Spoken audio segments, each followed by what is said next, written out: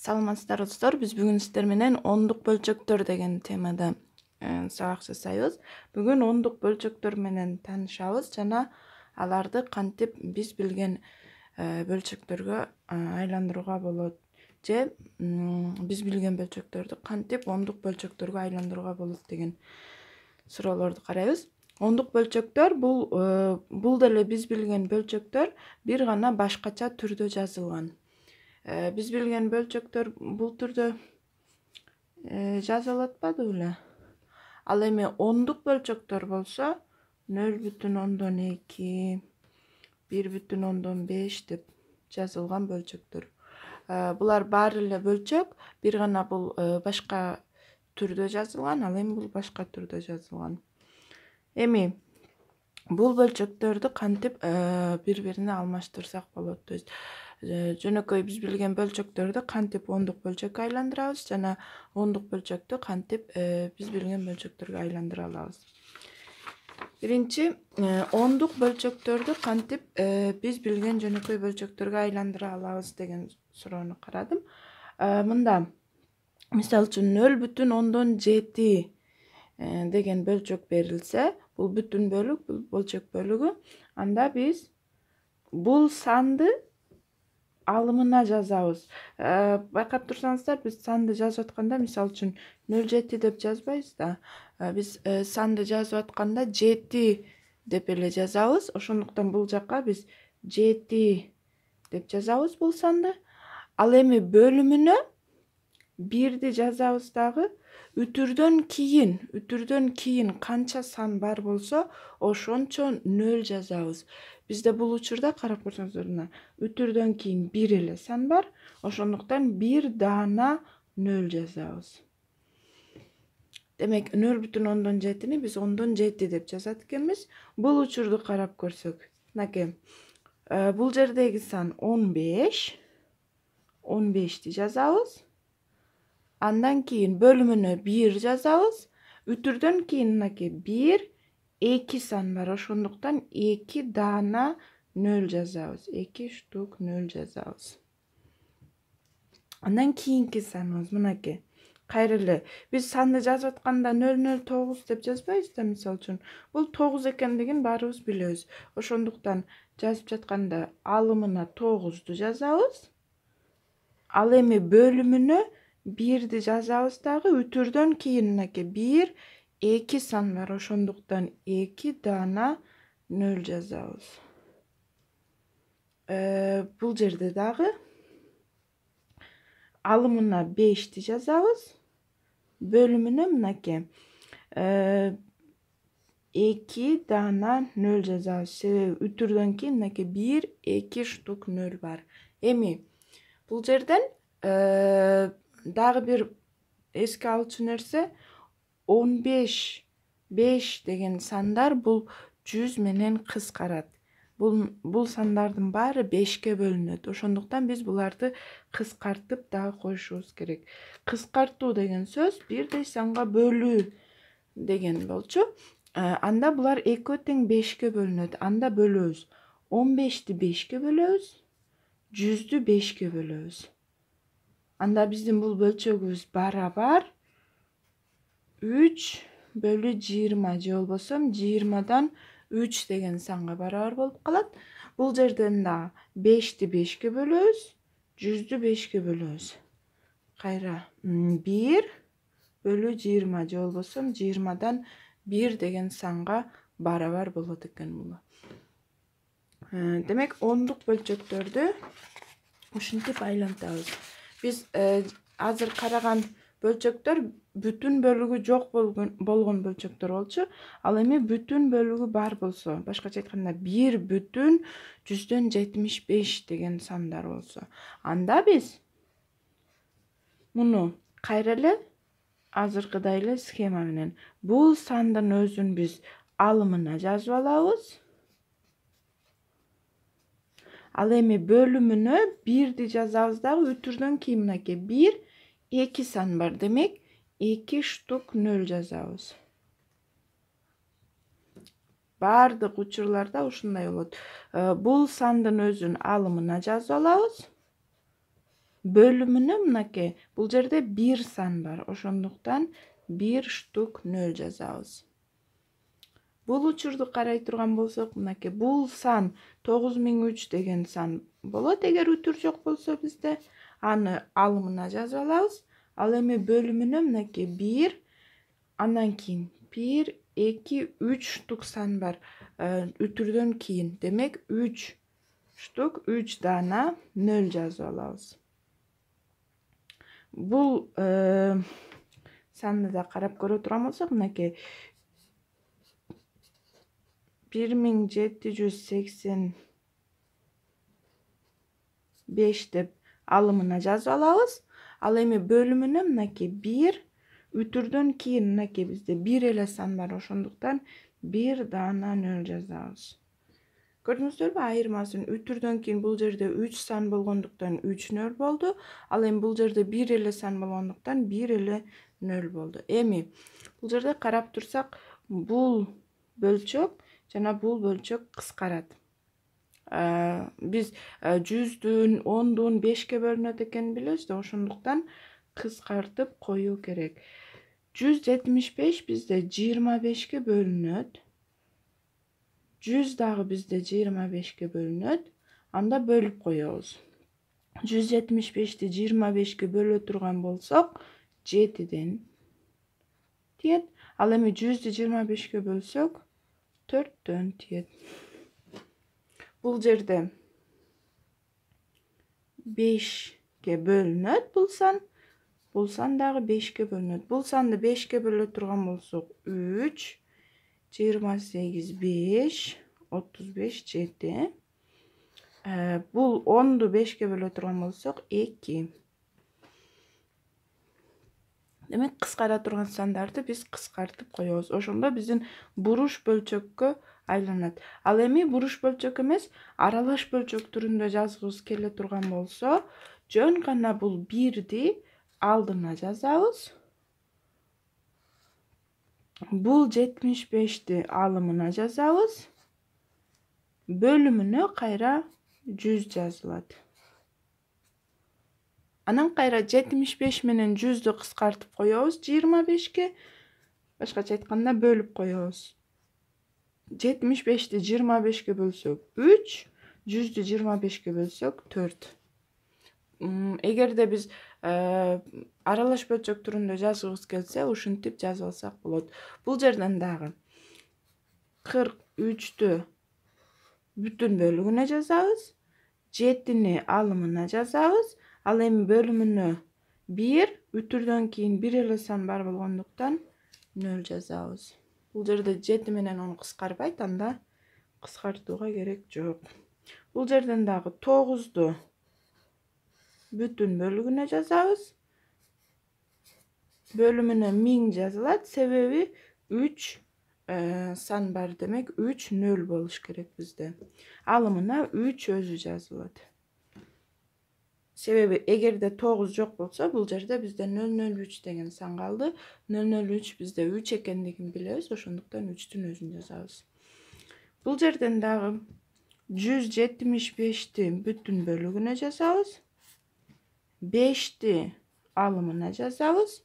Бөлүмүнө 1, анан үтүрдөн кийин 1 сан бар болгондуктан 0 жазып коебуз. Бул жерден 5 менен 10ду 5ке кыскартсак, 175 бүтүн 5ти 5ке бөлсөк 1, 10ду 5ке бөлсөк 2 деген сан калат. Эгерде биз аралаш бөлчөк түрүндө жазгыбыз келсе, ушинтип айландырабыз. Ал эми буруш бөлчөк түрүндө жазгыбыз келсе, мынтип жазып алсак болот. Эми биз билген жөнөкөй бөлчөктөрдү кантип ондук бөлчөккө айландырабыз.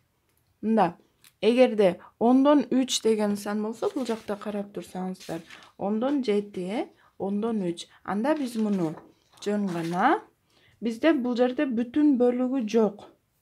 Ошондуктан бүтүн бөлүгү бизде 0 бүтүн 3тү жазабыз.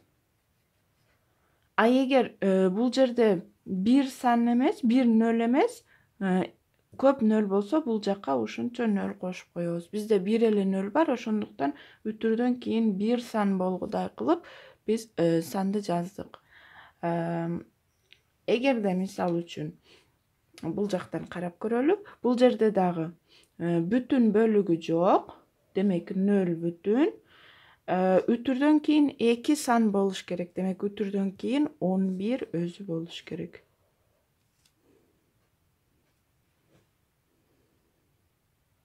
Бул жерде да нөл бүтүн. Үтүрдөн кийин 2 сан болуш керек. Демек 7-ни жаздык. Бизде бир эле сан болуп калды. Ошондуктан биз алды жагына бир нөлдү кошуп жазып коебуз. Дагы да эске салчу нерсе, арт жагына нөл жазсак, бул бөлчөктүн мааниси өзгөрбөйт. Ошондуктан биз эгер алды жагына эмес, арт жагына жазып койсок, анда бул 7, биз 0,70 деп жазып койгонубуз 70ке барабар болуп калат. Демек бул экөө бири-бирине барабар эмес. Бул жерде дагы бүтүн бөлүгү 0, ал эми бөлчөк бөлүгү 343. Демек үтүрдөн кийин бизде 1, 2, 3 сан болуш керек. Мынакей 1, 2, 3 сан болду. Демек эч кандай 0 жазуунун кереги жок. Ал эми бул жерде 0,27 деп жаздык. А бирок бизде үтүрдөн кийин 1, 2, 3 сан болуш керек. Ошондуктан биз бул жерге дагы бир 0 жазышыбыз керек. Ошондо бизде мына 1, 2, 3 сан болду. Бул жерде дагы 0,3'tü жаздык. А бирок бизде 3 сан болуш керек. Бизде бир эле сан бар. Ошондуктан калган 2 сандын ордуна 0 жазып коебуз. Мына ушинтип биз билген бөлчөктөрдү ондук бөлчөккө айландырып алсак болот. Ал эми даяр эмес болсо, башкача айтканда бөлүмү 10 эмес болгон учурларда кантип алмаштырабыз? Эң эле оңой жана эсте каларлык метод бул бөлүү. 1'ди 2'ге бөлөбүз. Бөлүнбөйт. Бөлүнбөгөндүктөн биз 0 деген санды беребиз. Себеби жетпейт. 0, 1'e кемиттик. Андан кийин жетпей калгандан кийинки кантип айтсам, жетпей калгандан кийинки сандарды алгандан кийин үтүр жазабыз дагы. Үтүрдөн кийин биз канча кааласак ошончо 0 жазып алсак болот. Башкача айтканда бизге канча 0 керек болсо ошончо 0'дү жазып ала алабыз. Демек бизде бул жерде бир эле 0'дү жазып алчу болсок, анда 12'ге бөлүнөт. Анда бизге 1 0 керек болду. 1 0'дү жаздык. 10'ду 2'ге бөлсөк 5, 10. Буга кетпесин азыр. Демек бул 2'ден 1 деген саныбыз бизде 0,5 деген санга барабар. Ал эми 3'төн 1, 1'ди 3'кө бөлө турган болсок, кайра эле жетпейт, 0'дү бердик, үтүрдү жаздык. Андан кийин карап көрсөңүздөр, мына үтүрдү жазгандан кийин 1 0 жаздык дейли. 10'ду 3'кө бөлсөк 3'төн тиет. 9, 3'тү 3'кө көбөйтсөк, кемитсек 1. Бизге дагы 0 керек, жаздык, кайра 3, кайра 9, кайра 1. Ушинтип биз эгер бөлчү болсо, кайра 3 кайталанып кете берет. Мындай учурларда биз же болбосо мынтип жазып коебуз, же болбосо кээ бир адабияттарда мынтип жазып коюлат. Бул деген сөз 3 кайра кайталанат деген сөз. Бул 3 бизде мезгил деп аталат. Бул бөлчөктүн мезгили, кайра кайталанган сан. Көпчүлүк учурларда мынакей 3кө, 7ге, 11ге, 13кө, 9га, ушул сыяктуу кээ бир сандарга бөлүнбөйт 10. Ошондуктан биз бул сандарды бөлүп жатканда мезгил пайда болот. Эгерде сиздер бөлүп жатканда бир сан Bir сан эмес, бир канча сан болушу мүмкүн. Кайра кайталанып жатса, анда ал сан бөлүнбөйт. Мезгилдүү сан болот. Мындай учурларда бул биз билген жөнөкөй бөлчөктөр менен иштөө оңойраак болот ондук бөлчөктөргө караганда. Бул жерден эми 3-тү 4кө бөлө турган болсок, жетпейт туура. 0 беребиз, үтүр жазабыз, себеби жетпейт. Андан кийин биз каалаганча 0 жазып алсак болот. 1 0 жаздык. 30-ду 4кө бөлсөк 7, көбөйтсөк 28, 4-тү 7-ге кемитсек 2.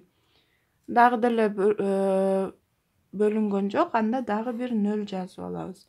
24кө бөлүнөт, 5тен тиет. Анда бул 4төн 3 бизде 0,75ке барабар болот экен. Бул жерден 2-ни 5ке бөлсөк жетпейт туура, 0 беребиз. 0 берип үтүр жазгандан кийин биз каалаганча 0 жазып алсак болот бул санга. Демек 1 0 жазып алдык. 25ке бөлүнөт. 20-ны 5ке бөлсөк 4. Анда бул саныбыз бизде 0,4кө барабар болот экен. Дагы бир айта кетчү нерсе, эгерде мынакей бизге бүтүн бөлүгү бар бөлчөк берилсин дейли. 7, анан бул жакка деген